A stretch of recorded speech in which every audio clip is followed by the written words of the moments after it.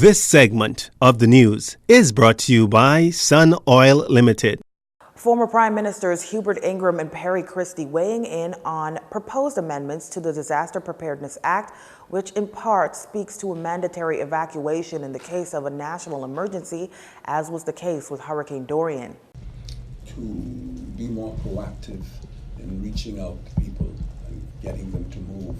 I think the Abaco experience will oblige people, right, to know that their lives will be at risk with certain types of hurricanes. And I think that is going to be another big step forward in people giving more effective responses. And of course, government have tremendous influence and authority without the use of force, just by virtue of being the government.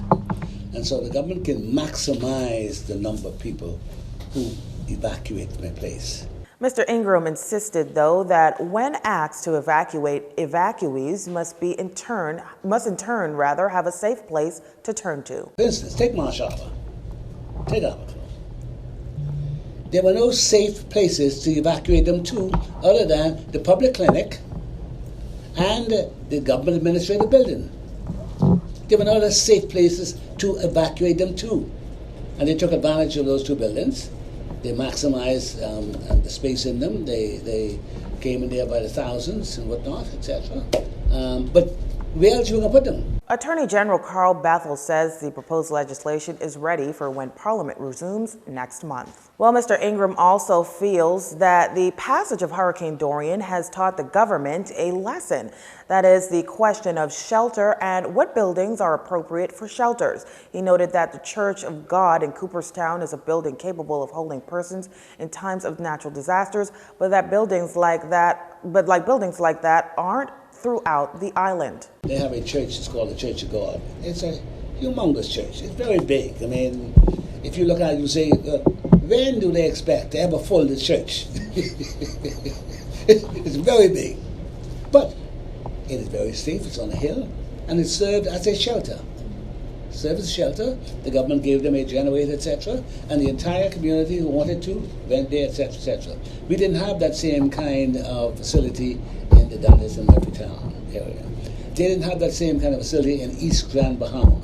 Many designated shelters in both Grand Bahama and Abaco were not able to sustain the wrath brought by Hurricane Dorian, which resulted in persons fleeing those shelters for a safe haven. Mr. Christie made mention of one Abaconian pastor, Silbert Mills, who thanked Ingraham for constructing the government complex, which served as a shelter for many residents during the storm. Clearly, the way forward for the government of the Bahamas is to know, as an archipelagic nation, in each island there must be shelters that will conform now with the highest standards based on the experience of Abaco and Grand Bahama.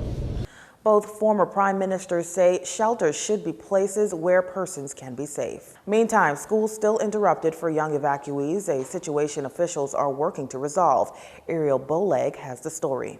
Scores of parents and students left displaced by the hurricane turned out to the Thomas A. Robinson Stadium this morning in hopes of being reassigned to schools in New Providence. The registration process includes assistance from the Ministries of Social Services, Youth, Sports and Culture, and the police force. Health official also on site to provide immunization. Senior nursing officer and school health coordinator Sherry Emberser goes through the procedure for those children who have lost their immunization records. We have different stations set up for our screening, immunization, so our process is moving very smoothly. For the ones who do not have their cards, we're doing what we call catch-up immunization. So each child will get immunization based on their age level. Welcome news to people like Cooperstown resident Rosemary Russell, who turned out to register her 2 grandchildren. They're asking for documents, but we don't have that. And no communication on the island in Abaco. You can't call the schools because some of the schools are damaged or whatever. So I think that is going to be a hold up for them entering into school. But I don't think they should look at it like that. Try to put the children in school, and if they can get their cards from the other school, maybe later down in the months or whatever, weeks or whatever, they'll be fine. But I don't think they should keep the children out of school because you don't have your documents. I came with the clothes on my back. I still don't have no clothes. My clothes still in Abaco, and I'm in Nassau. UNICEF's also assisting. Its regional chief and communication in Latin America and the Caribbean, Lawrence Dulive, says families have lost so much, and the last thing they want is for them to lose education for their children. UNICEF is supporting in different ways, data management system, but also help in terms of expertise. And we are also providing training today for teachers and school counselors in how to provide psychosocial support for those children. It's not so easy to know how to handle those cases. We are talking about children who have been through very traumatic experience. Some of them don't want to talk about that, but they need to overcome their difficulties. So we are today starting a training of trainers with the Ministry of Education to make sure that the teachers and the school counselors across the country will have the right skills to respond to the needs of those displaced children. Registration continues until October 2nd. Hurricane Dorian left 5,500 people displaced based on NEMA's count so far. For JCN, I'm Ariel Boleg. An increased risk of skin infections and added concern in the wake of Hurricane Dorian. Officials warning that skin and soft tissue infections can develop when injured skin is exposed to water contaminated by sewage chemicals and other pollutants. Well, that wraps up this segment of the news. Now a check on sports. This segment of the news has been brought to you by Sun Oil Limited.